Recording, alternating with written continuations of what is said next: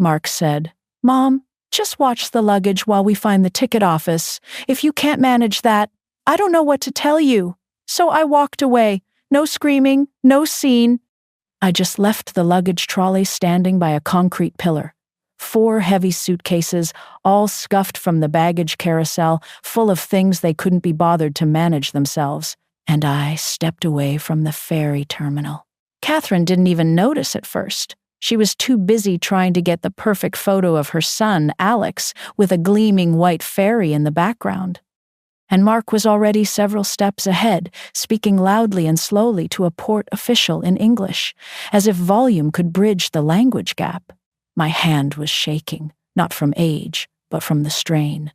My lower back was a tight knot from hours in the car, tracing the Spanish coast.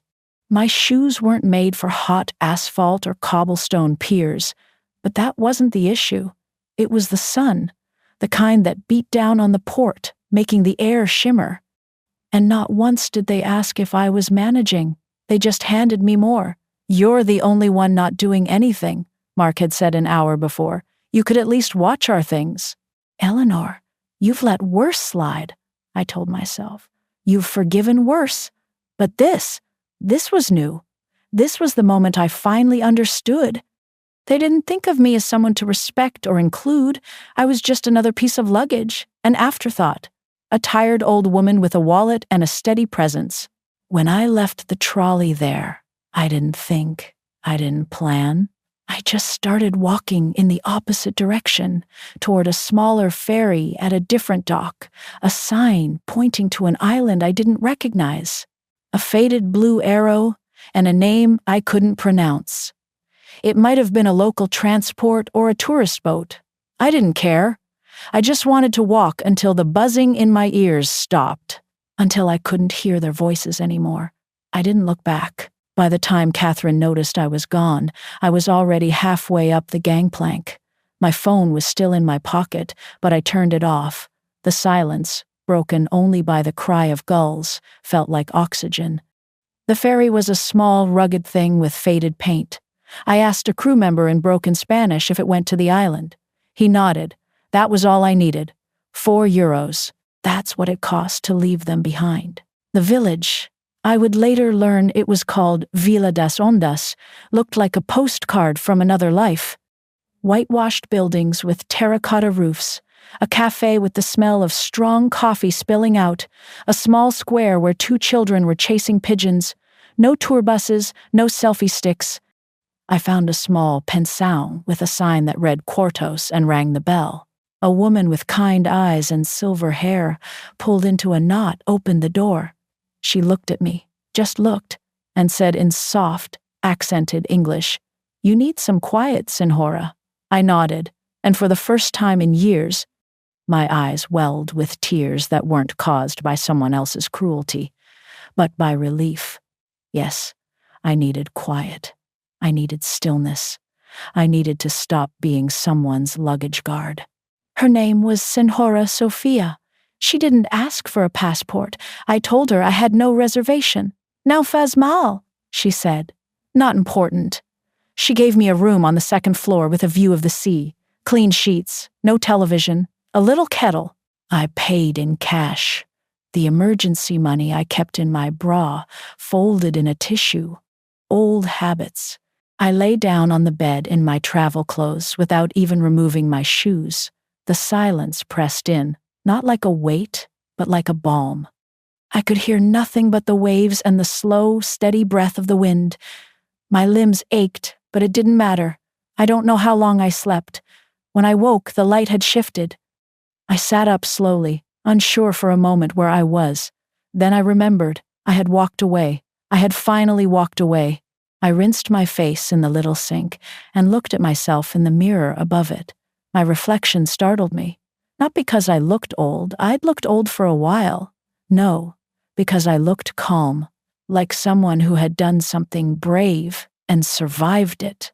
There were 5 missed calls on my phone, all from Catherine. No messages. She wouldn't leave one, not unless she was sure she could control the narrative. She probably thought I had wandered off, confused, or fainted somewhere in the heat. Let her wonder. Let them all wonder.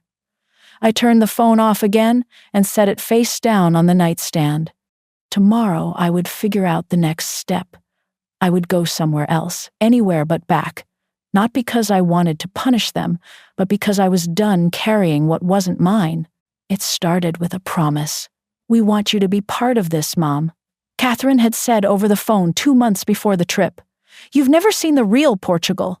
We want to do it together, as a family. I should have known better." Kate always knew how to phrase things to sound generous, like a gift instead of a setup. Still, I said yes.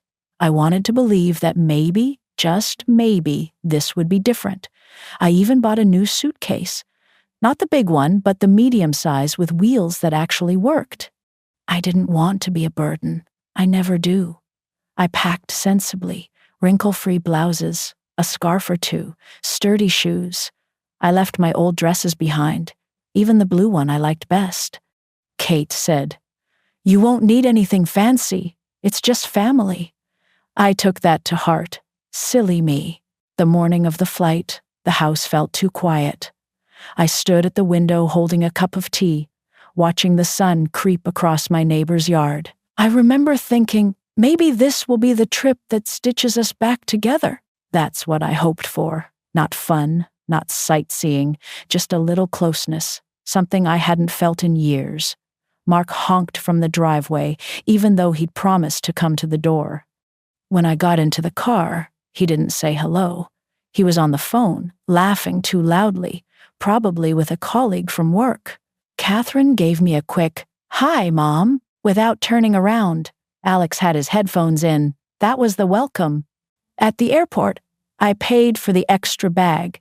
Kate said their tickets didn't cover checked luggage, and mine did, so I offered. It felt easier. That's what being a mother is, isn't it? Making things easier. I told myself not to keep count, not to start a list in my head. That's dangerous. We flew into Lisbon. Mark insisted on renting the biggest car they had, some kind of SUV that still barely fit the 4 of us, and the luggage. I was told to sit in the back behind the driver. "You'll have more leg room," Kate said. What she meant was, "We don't want to talk to you." Still, I smiled. I took photos out the window. I tried to comment on the coastline. No one answered. Alex had a game on his phone. Mark was focused on the GPS. Catherine was scrolling through her messages, fingers moving like they were in a race. I held my tongue when we stopped at a service station, and they all went inside, leaving me to sit in the car. I held it again when they came back with snacks for themselves, but nothing for me, not even water. I told myself they were tired. Jet lag makes people thoughtless. At the hotel in Sintra, I offered to take the pull-out sofa. "You're the smallest," Mark said. I nodded. I didn't mention my hip, or the fact that I hadn't slept on anything but a proper bed in years. I didn't want to be difficult. That first night, while they went to a fado performance, I stayed behind, curled up under a scratchy hotel blanket with a bag of almonds and the hum of the TV in a language I couldn't understand. Catherine texted me a photo, the 3 of them smiling with glasses of port wine.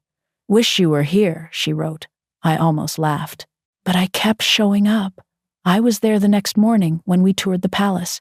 I waited in the heat while Mark argued with a tour guide about the price of admission.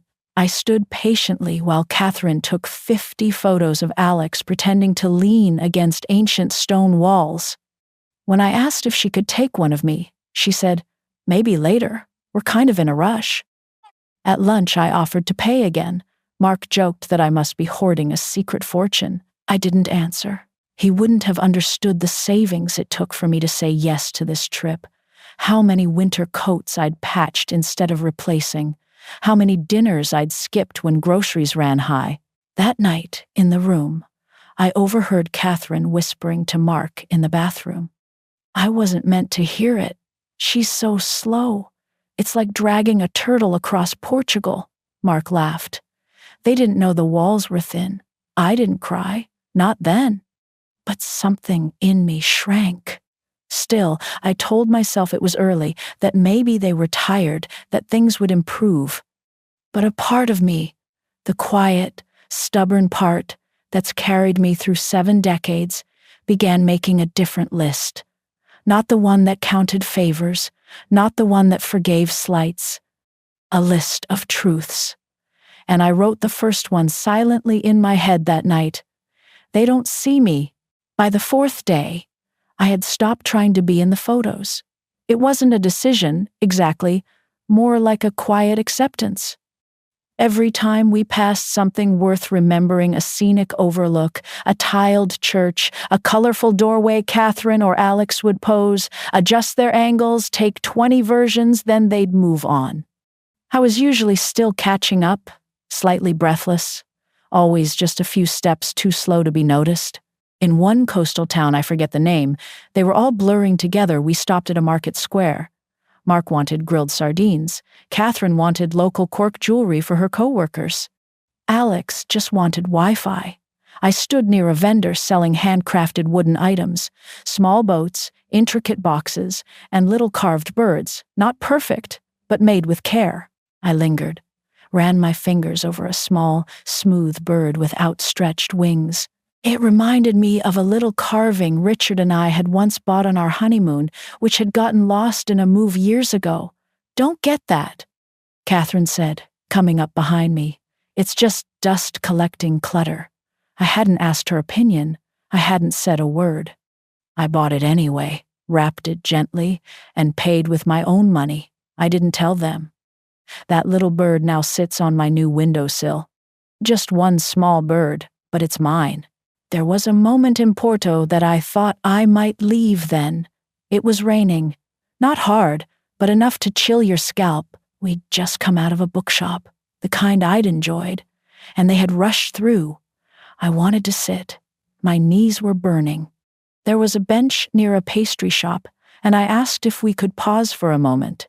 Mark rolled his eyes. We just sat for lunch. Alex said nothing, just pulled his hoodie tighter. Catherine gave me a look that could cut glass.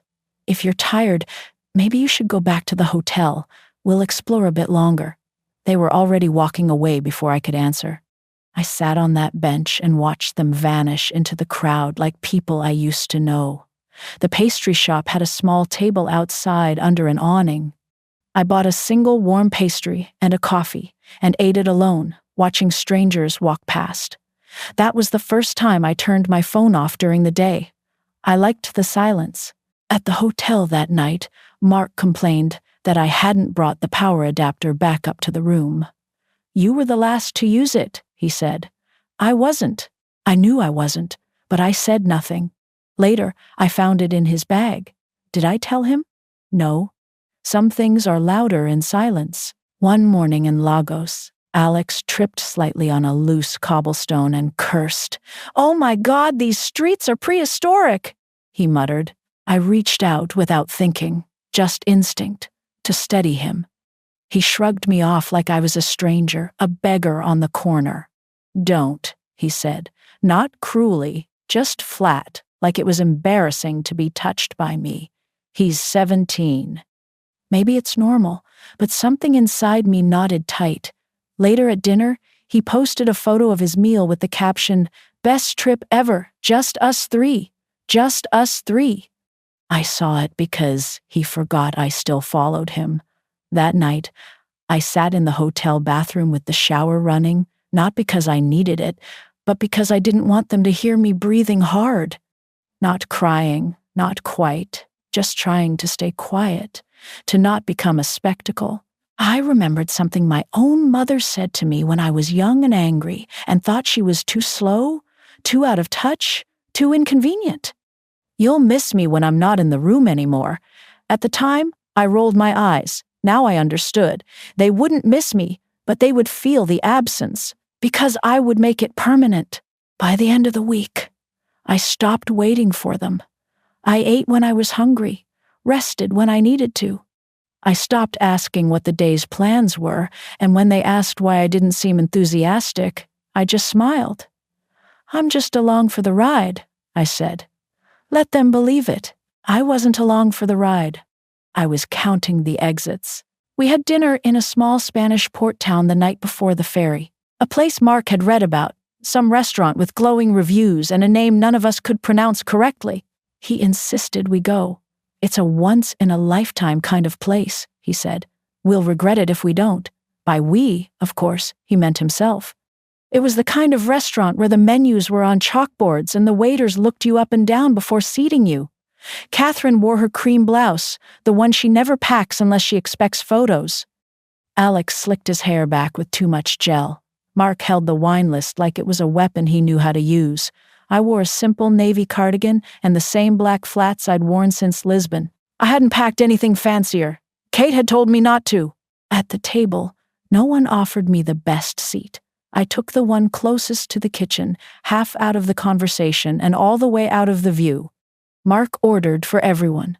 Mom likes white, Catherine said absently when the sommelier asked. Something light, not too dry.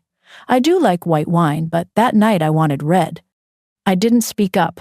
The waiter came with the first course, something with seafood and foam. I barely touched it.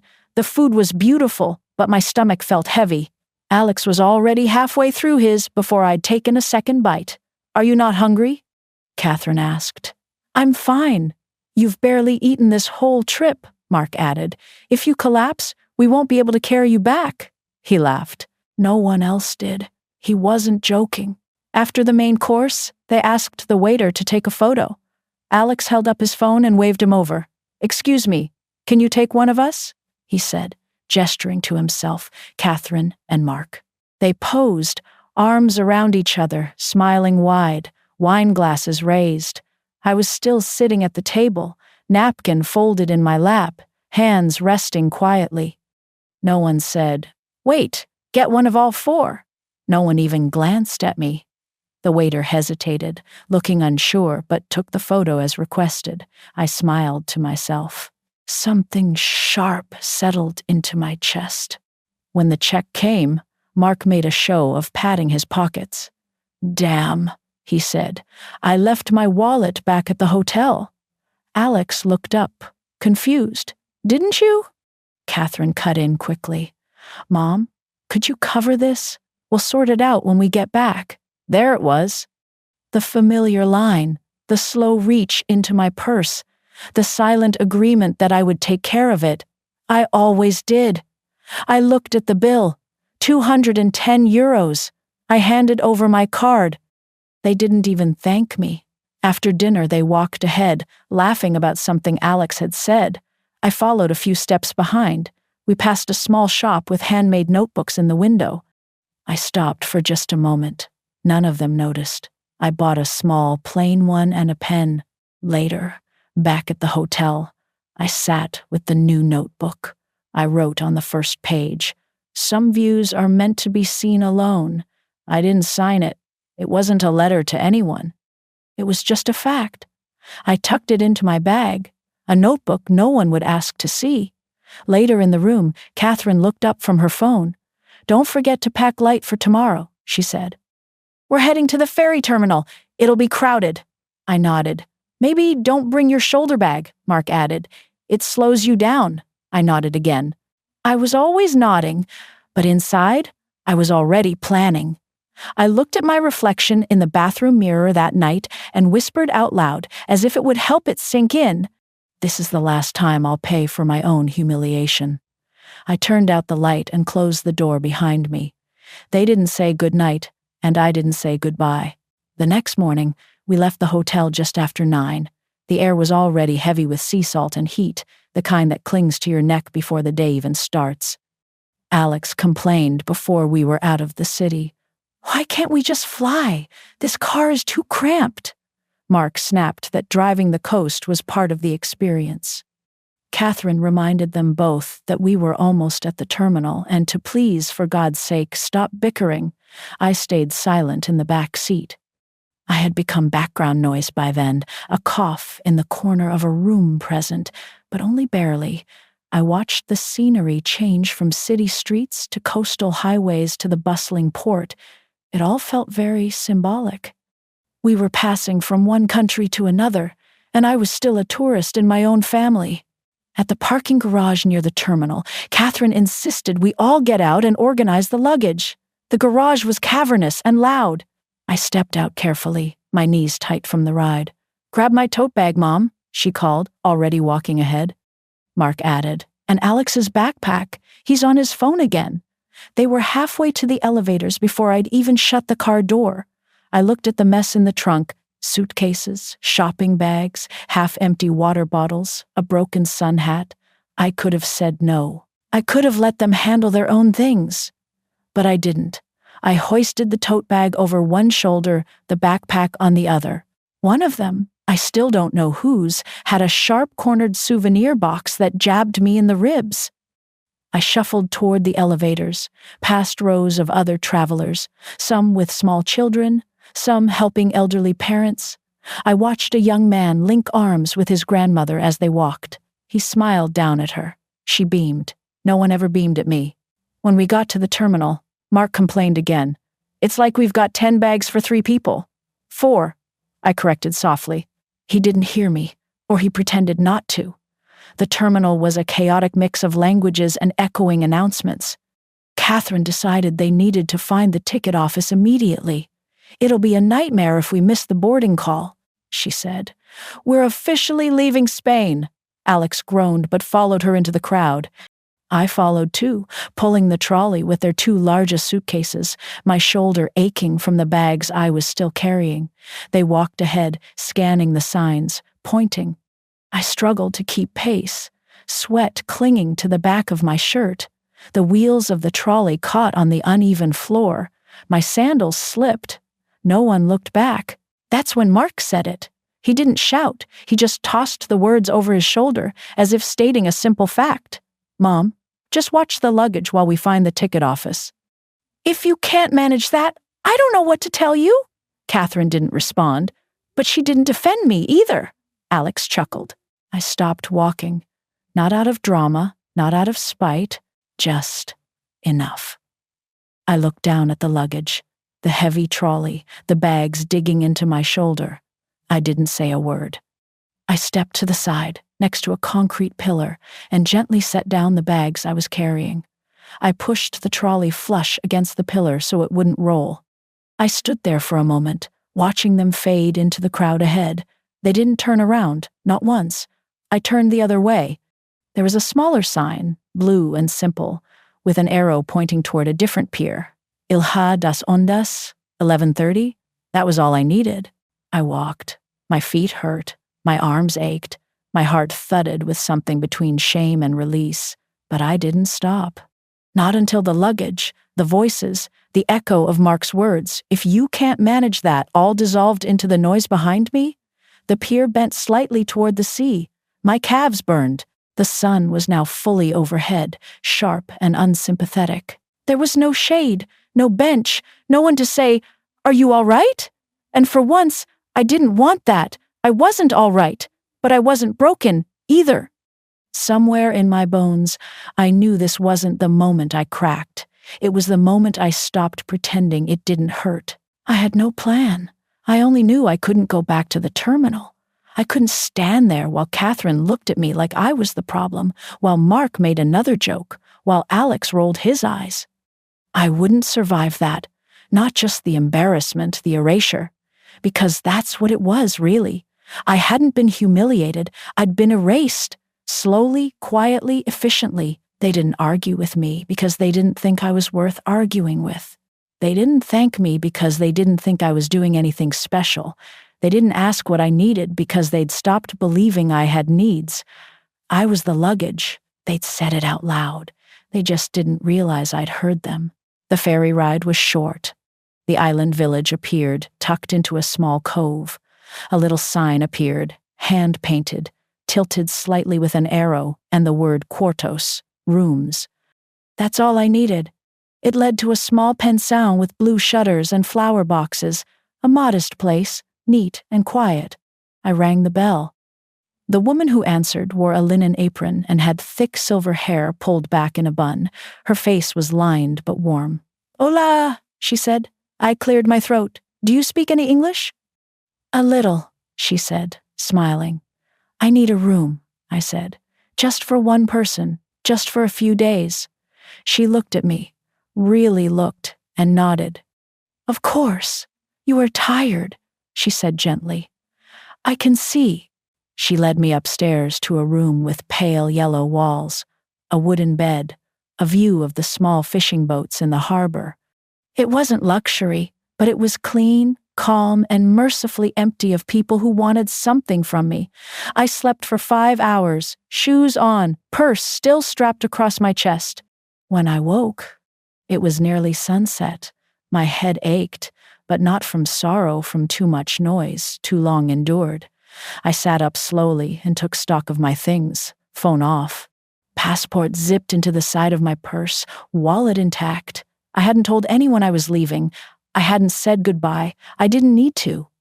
When someone tells you, in front of your grandchild no less, that your place is to watch their bags or disappear, they've already written your ending. All you have to do is step into it, but I would be the one to write what comes after. At the front desk, I paid for 3 nights in cash. I gave a name that wasn't mine. Ruth Caldwell, my middle name and my mother's maiden name, just in case Catherine thought to call the consulate. There was a computer in the lobby for guests. I used it to check flights. There was a direct line from Lisbon back home, leaving in 2 days.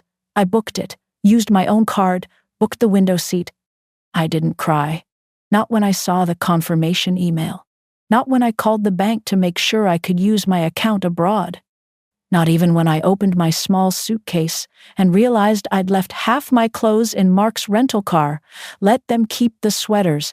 Let them pack them in silence, wondering if I'd fallen into the sea.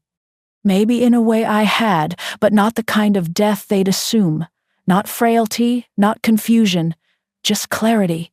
That night, I sat in the tiny dining room of the Pensão and ordered a simple meal. Grilled fish, potatoes, white wine. The owner's cat rubbed against my ankle. Outside, the harbor turned gold in the last light, and I thought, this isn't escape, it's arrival. I had arrived in a life where I didn't have to smile at people who treated me like a chair they forgot they were sitting on. I had arrived in a place where silence wasn't punishment, it was peace. They said I could walk, so I did, just not the way they meant. The next morning, I woke to the sound of fishing boats and the creak of old wood under my feet, not the sound of Mark's impatient footsteps or Catherine's voice raised in frustration. I opened the window and let in the early light. Cool, salty air brushed my face. Somewhere in the distance, a bell rang. Church or school, I didn't know, but it made me feel like I was somewhere people lived simple, respectful lives. I made tea using the small kettle in the room. No one rushed me. No one rolled their eyes, because I took my time adding honey. I drank it by the window, barefoot, watching the village come alive with sunlight. It was the first time in over a week, maybe longer, that I wasn't bracing for someone to need something from me. At breakfast downstairs, the owner, Senora Sofia, asked if I had slept well. I said, "Yes. You stay long?" She asked, her English hesitant but clear. "Just until tomorrow," I said. "Then I go home." She nodded, then hesitated. "Trouble?" I thought for a moment. Then I shook my head. "No, not trouble, just too much noise." Senora Sofia smiled gently, as if she understood more than I'd said. "Quiet is good for the bones," she said. She poured me more coffee and walked away. I took a walk that morning through streets with no names I could read. I passed gardens full of tomatoes and herbs, stone walls, wooden signs, bicycles leaning against fences. No one stared. No one offered me advice. A little girl waved to me from behind a gate. I waved back. That was it. It felt like healing. Not the kind where someone comforts you, but the kind where no one disturbs you, where your soul gets to uncoil, like a rope left in the sun too long. At noon, I sat in a shaded courtyard with my notebook. I hadn't written in years, but I found myself scribbling anyway. Small things. What I saw, what I heard, what I refused to carry anymore. Then I turned my phone on. 17 missed calls, most from Catherine, a few from Mark, one from a U.S. consulate number. No voicemails, just call after call, like a series of knocks. They didn't think they had to explain. There was one text from Alex. Grandma, where are you? Mom's freaking out. I stared at it for a while, then I deleted it. I called the number on the back of my bank card. A woman with a kind voice answered. I told her I wanted to check recent transactions and ensure there were no holds on international purchases. She asked me to confirm security questions. I did. Then, before I hung up, I paused. One more thing, I said. How do I make changes to my investment portfolio? There was a brief hold, and then a man's voice, calm and professional.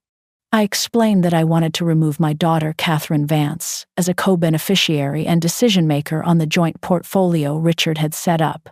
Of course, ma'am, he said. That can be done immediately. My voice didn't shake. My hands didn't tremble. It was like trimming a dead branch off a tree. Necessary, done. I also called the airline. I paid a change fee and upgraded my seat. Window, bulkhead, early boarding. They offered me a meal selection.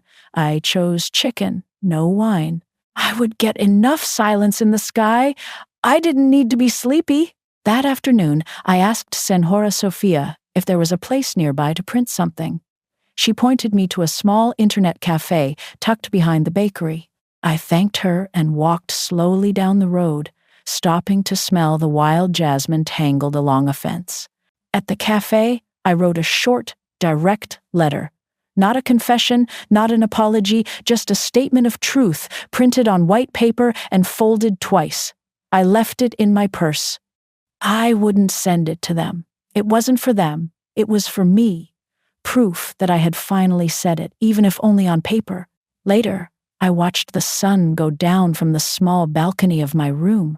The breeze smelled of salt and grilled fish. A lone gull landed on the railing, stared at me, then flew off. And I thought, I've got one more night to be no one to anyone. One more night to be just a woman in a room with a window and a bed. Tomorrow I would go home, but not to the same house, not to the same life. They wanted me to walk. I did. And on the way, I found myself. The next morning, I woke up before the Sunday knot, because of an alarm I hadn't set one. My body simply stirred, as if it knew the day held something important. I sat in the stillness of that small room, wrapped in the blanket from the bed, my feet tucked under me. The sea outside was still blue with shadow, no gulls yet, no footsteps, just the sound of my breath and the distant hum of something waking, maybe a town, maybe me. I reached for my notebook again, not to write, just to hold it. Sometimes a blank page is its own kind of comfort, proof that something new can still begin. I thought about my life, not as a story, not as something to explain or make sense of, just the shape of it. I thought about Richard. He was a good man, not perfect, but good in the way that counts. Solid, kind. He used to say I was the strong one. I never believed him.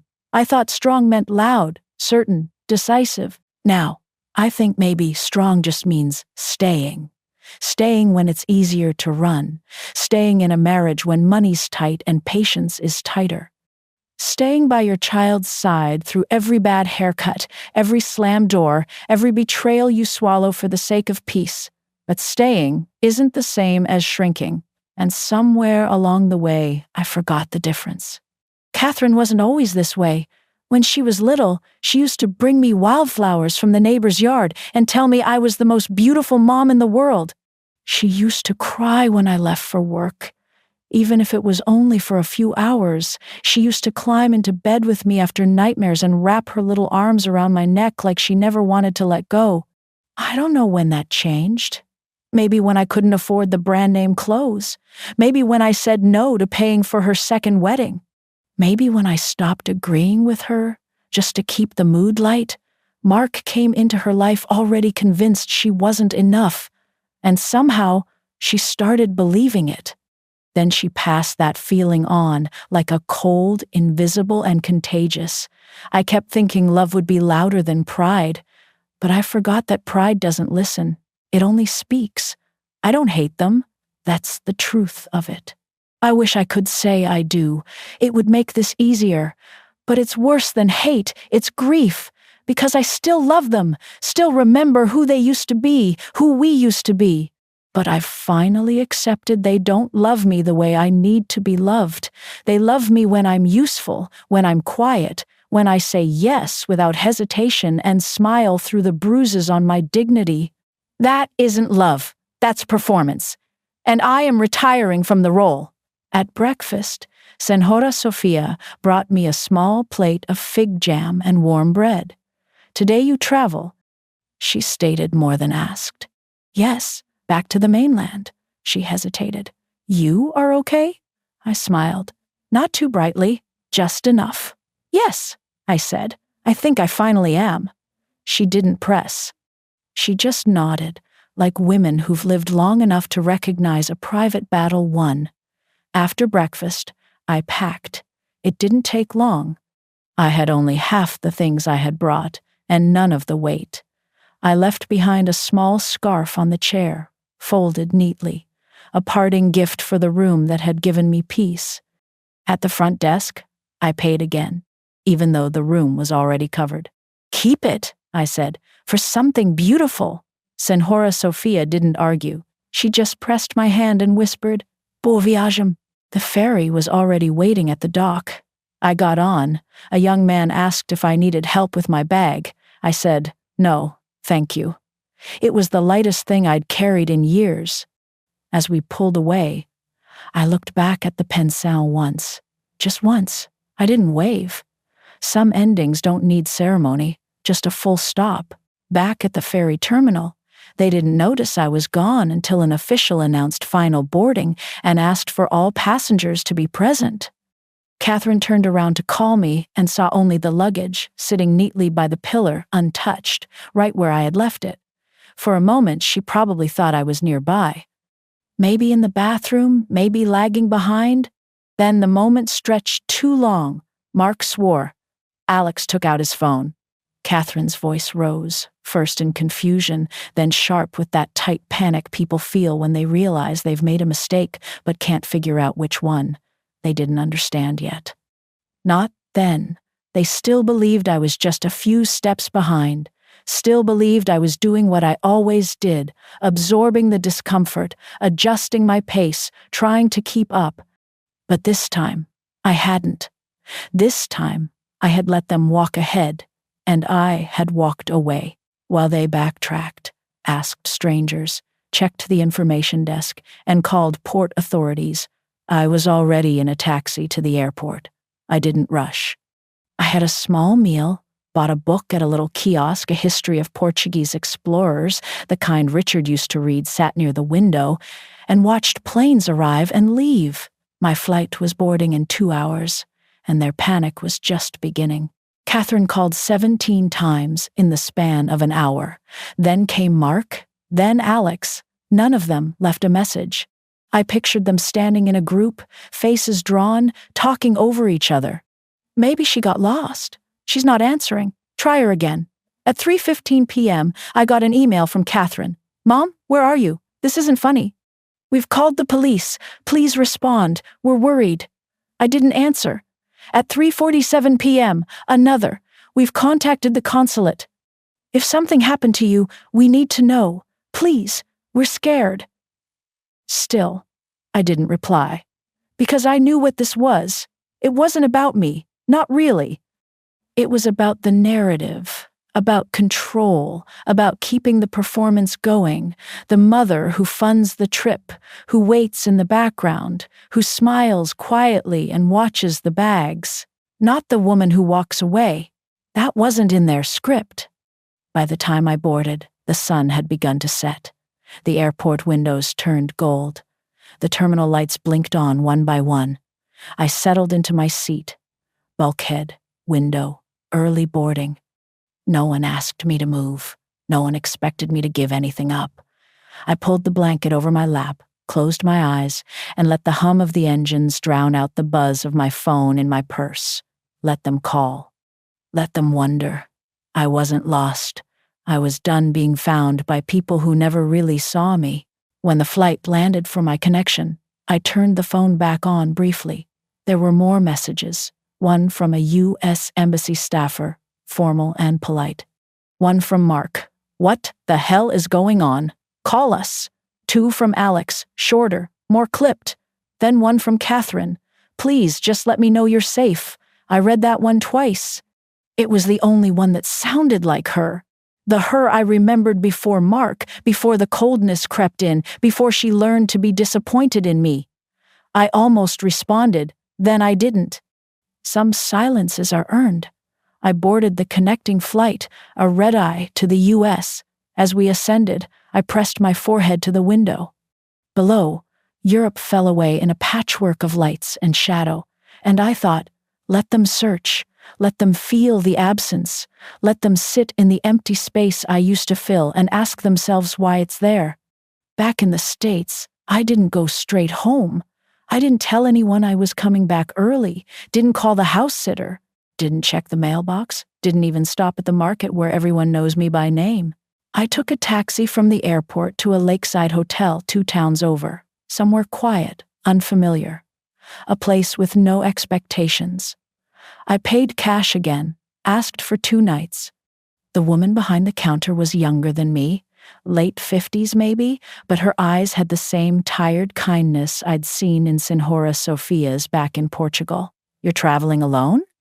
She asked. Yes. Business or pleasure? I smiled faintly. Closure. She didn't ask anything else. The room had a view of the water, a small balcony, no television, no phone, just a soft bed, a wooden chair, and a kettle with packets of tea. It was perfect. I took walks by the lake that first day, watched ducks waddle across the grass, sat on a bench, and listened to the wind rustle through the reeds. No one called my name. No one asked me to carry anything. I wasn't anyone's mother here, just a woman in a coat, walking by the water. On the second evening, I went down to the lounge for a cup of tea. The lobby was quiet. A fire flickered low. A man sat near the window reading, gray-haired, slender, dressed neatly, like someone who still took pride in small things. He looked up when I entered and nodded politely. I nodded back. That might have been the end of it. But when I sat near the fireplace, cup in hand, he spoke. Beautiful time of year for this lake, he said. I agreed. He introduced himself. Arthur. Ruth, I said without thinking. The name came easier now. I wasn't hiding. I just wasn't ready to be Eleanor again. He didn't press, didn't ask what I did or where I was from. We talked about books, about the lake, about how some kinds of silence are sacred. I come here every year, he said. My wife passed 5 years ago. This was our place. I'm sorry, I said gently. He looked out the window. She always said it's easier to breathe by water. He paused. She was right. We didn't talk long, but when he stood to leave, he said, Good night, Ruth. I hope you rest well. And I did. Better than I had in years. The next morning, I checked out, backpack on my shoulder, passport zipped tight in the front pocket. I left a note for Arthur at the desk, not a letter, just a line scribbled on a hotel notepad. You were right. The silence here is good for the bones. Thank you. R. I didn't leave a number, didn't ask for anything in return. I didn't need to. Some kindnesses exist only in the moment they're given, like light through a window at just the right hour. I took a taxi home. The driver tried to make small talk. I let him. We passed the familiar streets, my grocery store, the library, the diner with the terrible coffee but good pie. Everything looked the same. But I wasn't. As we turned onto my street, I felt the old ache rise. The one that came every time I saw the porch, the garden I used to tend, the front door where no one had knocked in weeks. But I didn't let it win. Because I wasn't going to stay. Not in that house, not in that life. They'd asked me to walk, I had, and now I was going to leave it behind for good. The house was just as I'd left it. Front porch clean, mail neatly stacked. The potted fern I'd forgotten to water was still green somehow. The house sitter must have done her job. I'd hired her for 2 weeks, and I was back in 8 days. I walked through the front door with my own key. Quiet. No one there to greet me. No notes on the counter. Just the echo of my own steps on tile. I dropped my backpack by the chair in the hallway, took one deep breath, then I started. I didn't sit down, didn't unpack. I went straight to the drawer in the sideboard where I kept the documents, the ones I'd always been too tired, too polite, or too hopeful to change. I took them all out. The will, the power of attorney, the documents for the investment portfolio Richard had established for Catherine and me years ago. It hadn't made things easier. It had made me smaller. Every piece of paper had chipped away at my independence. I called my lawyer. He answered with a familiar warmth. We'd known each other since Richard passed. "Mrs. Vance," he said, "is everything all right?" "I need to amend my will," I said, "and revoke some permissions." "Of course," he said. "Are you sure?" "I'm sure." There was a pause. I could hear him switching into the voice lawyers use when they know something deep has shifted. "All right, let's start." It didn't take long. The will was rewritten to divide my estate among a few local arts charities Richard had always supported. The investment portfolio, I would dissolve the joint structure. Catherine could have her portion, but I would manage mine. Sole control, power of attorney, revoked. It took 3 phone calls, 2 signed forms, and 1 notary. No drama, just paperwork. Funny how something so invisible for so long could be undone so quickly. I packed over the next 2 days. I kept only what I loved. The small wooden bird I bought at the market, my mother's earrings, 2 good coats, a few books, a box of old letters. I donated the rest. Catherine's things, the vase she gave me 5 Christmases ago, the blanket she left after one of her rare sleepovers, the souvenir magnet from her honeymoon with Mark, I wrapped them carefully and mailed them to her house with no note. Let her receive them in silence. Let her decide what they mean now. I found a small apartment on the other side of town. 1 bedroom, top floor, a view of the hills, enough sunlight to warm the kitchen table. I signed the lease in person. The agent, a kind woman with a no-nonsense haircut, handed me the keys with a smile.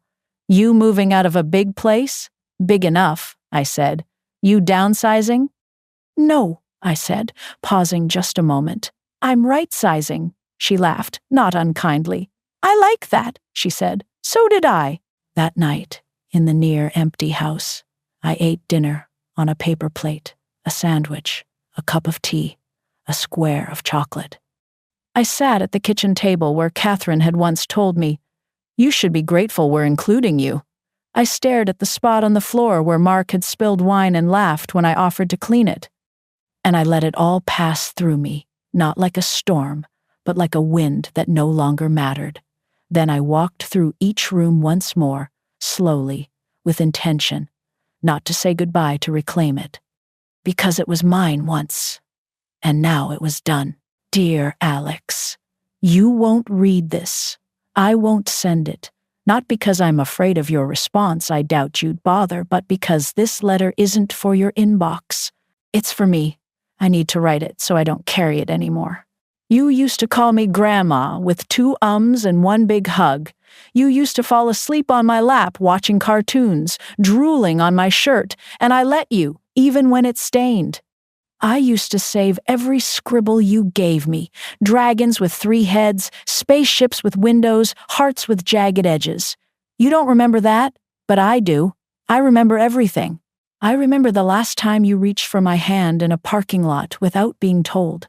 I remember the first time you ignored me in a room full of people like I was furniture, invisible and expected. I remember when your eyes stopped lighting up when I walked into a room. You didn't get cruel all at once. It came slowly, quietly, the way winter seeps in through old windows. I barely noticed at first, but it was there. In the way you sighed when I asked for help unlocking my phone. In the way you mocked my ringtone under your breath.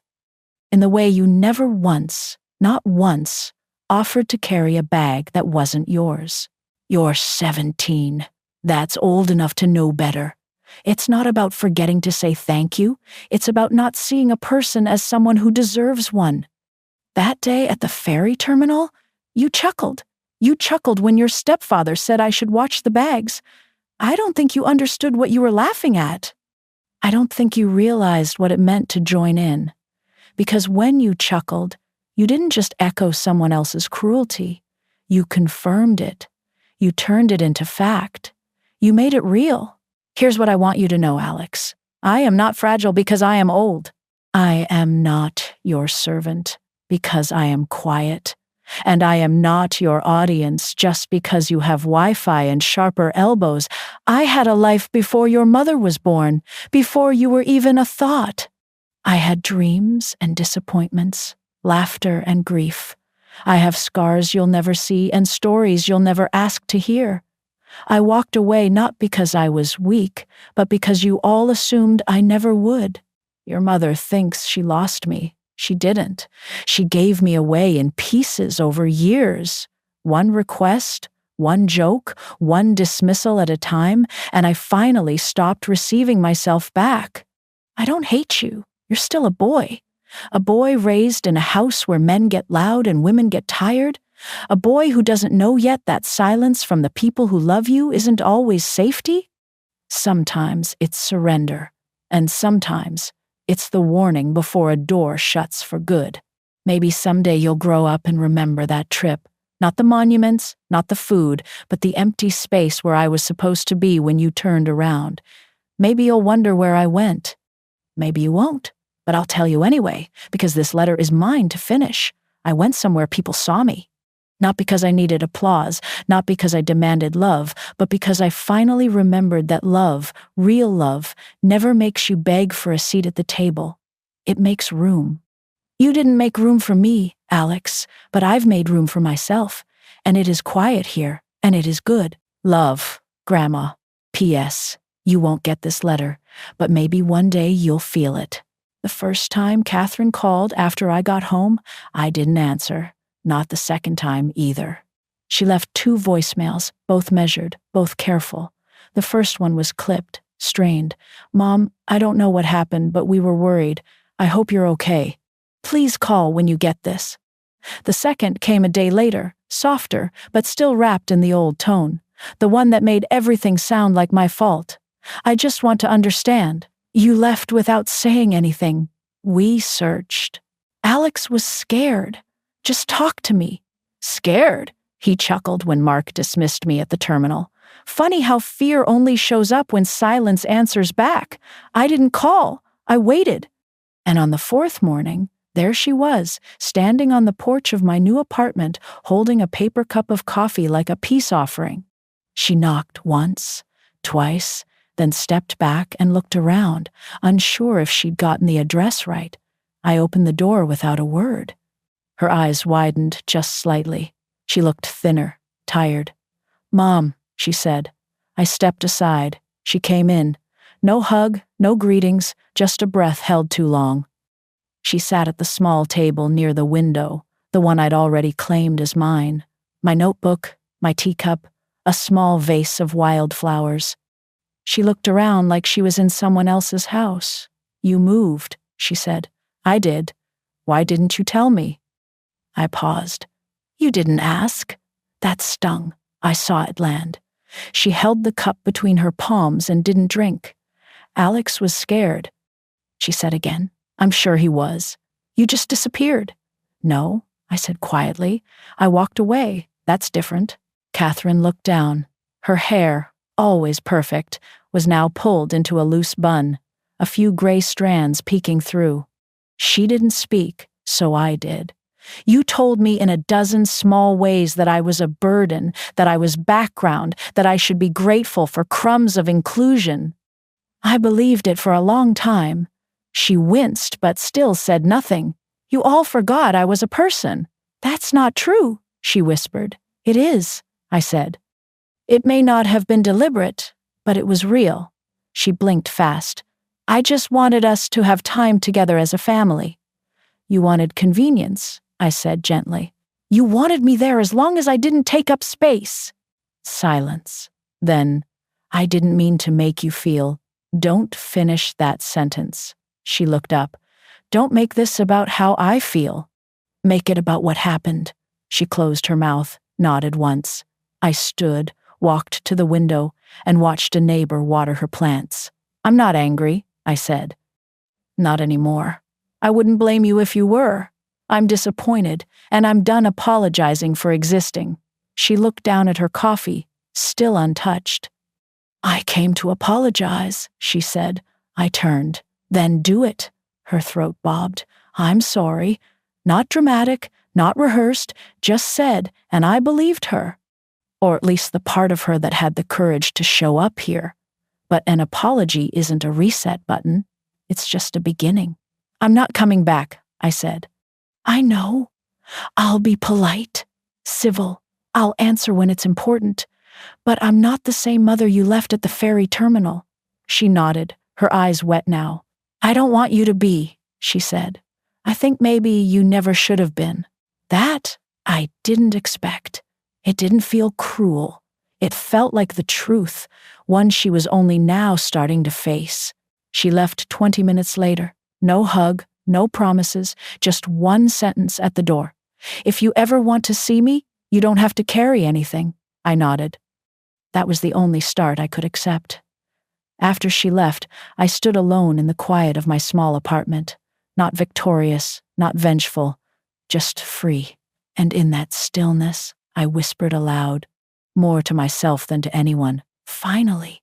The days grew quieter and fuller, not with plans or obligations, not with people knocking or phones ringing or errands piled high, just with moments that were mine. I started walking every morning, early, before the sun climbed too high. The streets in my new neighborhood were lined with old maples, and the sidewalks were cracked just enough to keep you careful. I liked that. It reminded me that I still had to watch my step, but I was moving. Every day, I passed a bakery. Not fancy, not pretentious, just the kind where the smell hits you before you see the sign. I went in once just for a coffee. The woman behind the counter said, "First time." I nodded. "Your face says you've had better weeks," she added, kind but unsparing. I smiled. She gave me a blueberry muffin on the house. "You look like someone who remembers when these used to cost 50 cents. I laughed. She was right. I joined the library 2 blocks away. No one there asked if I was meeting someone. No one glanced over my shoulder at the computer. I sat for hours one afternoon reading a novel I'd meant to read years ago but never found the quiet for. I returned the next day and borrowed 3 more. There was a park nearby with benches and ducks and children's laughter echoing off the trees. I never stayed long. Just long enough to remind myself that joy still exists without invitation. And then there was Arthur. He wrote me a letter, not a text, not an email, a letter. It came 2 weeks after I left the Lakeside Hotel. He'd found my last name through the desk clerk, who he said gave it up reluctantly but with a smile. He hoped it wasn't too forward. The envelope was pale blue, the handwriting clean and deliberate.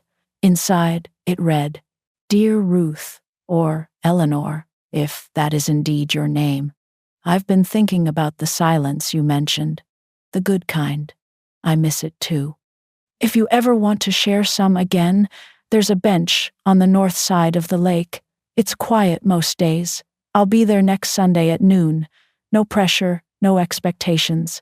Just air and light and the sound of water. Yours, Arthur." I didn't decide right away, but I smiled when I read it. Not the smile you practice, the kind that sneaks up on you. The Sunday came, cloudy and cool. I packed a small bag, water, a cardigan, the book I was halfway through. I took the bus, and when I arrived, I saw him sitting on the bench, not looking at his watch, not scanning the crowd, just waiting, the way people do when they know something will come eventually. I sat beside him. We didn't hug, we didn't talk for a while, just watched the ducks paddle around the edge of the lake like they had nowhere better to be. Later, he handed me a thermos of coffee. "I remembered," he said. "You don't take sugar." "You remembered, right?" I said. We sat there, 2 people in the calm of a life after noise. No need to explain who we'd been, only to decide slowly, gently, who we'd be next. When I got home that evening, I set the thermos on my kitchen shelf, next to the little wooden bird from the Portuguese market, next to a small framed photo, one I finally allowed myself to print, sight of me alone, standing near a tiled wall. I'm not smiling in it, but I look steady. I look like I belong to myself, and that's more than I ever asked for. They say it's never too late to start over, but that's not true.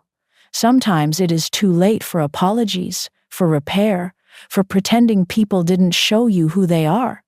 But it's never too late to leave. That's the real difference. You can't always go back, but you can walk away. I'm not the woman who left on that trip anymore. She packed too much, smiled too easily, asked permission to take up space. She carried bags that weren't hers. She waited for love in the pauses between insults. She excused everything because it was easier than naming what hurt. That woman, she did her best, and I love her for it. But she's resting now, and I'm here. I've built a life that fits inside a small apartment with quiet mornings and warm bread and windows that let in more sun than sorrow. I've learned how to say no without trembling. I've learned how to leave a room without apologizing for the door closing behind me. I've learned that the people who love you will never force you to prove your usefulness. They'll just love you in silence, in stillness, in the space you take up without shame. Sometimes Catherine sends photos of Alex, of the baby. Yes, he has a baby now. She's round-cheeked and curious and beautiful. Catherine writes little updates in polite, careful tones. She doesn't ask for anything. She doesn't call. She knows better now, and strangely, that's enough. Not forgiveness, not reconciliation, just the peace of not being erased anymore. Arthur still writes letters. We see each other on Sundays when the weather is kind. He tells me about the birds. I bring him scones from the bakery. We don't talk about the past. There's too much future left to bother. I won't say I don't miss them. There are days when the ache presses up behind my ribs like an old bruise, a smell, a song, a certain type of cloud, and suddenly I'm back in a kitchen holding a baby, hoping it'll all turn out better. But the ache doesn't make me go back. It just reminds me of how far I've come. And if you're reading this quietly, alone, maybe holding your own breath, I want you to hear me. You don't have to stay where you're diminished. You don't have to explain why it hurts. You don't have to carry their bags. You are allowed to walk away. You are allowed to choose peace over performance. You are allowed to take up space even if no one claps for you, especially then. If this story found you, maybe it's because part of you was waiting for permission. Consider this it, and if it meant something to you, if even one word made you feel seen, then let someone else feel that too. Share it, tag a friend, leave a comment. Because someone else out there is still carrying too much, and she needs to know she's allowed to put it down.